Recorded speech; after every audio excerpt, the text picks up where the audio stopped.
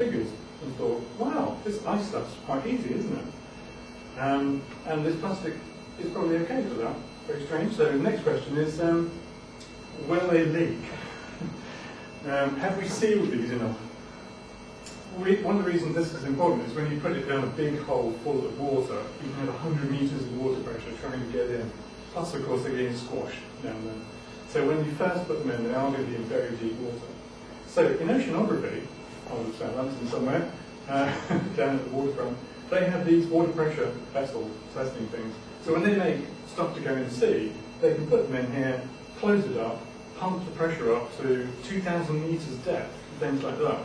So when we went with these, they put it in and they went, 1,000 meters? No, I think it will burst. Let's go to 100. 100. So they turned the dial on the machine, this huge dial went, just up off the top.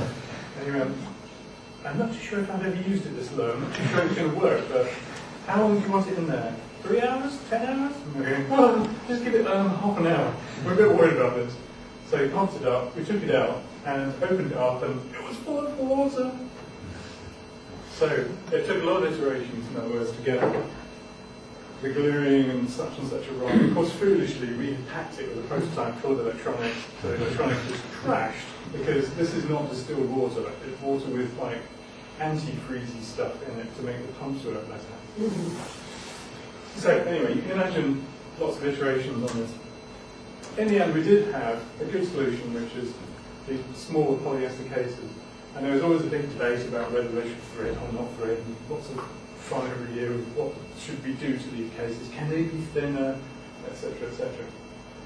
So, the probes, as we call them, I don't know why we call them probes initially, but it's like space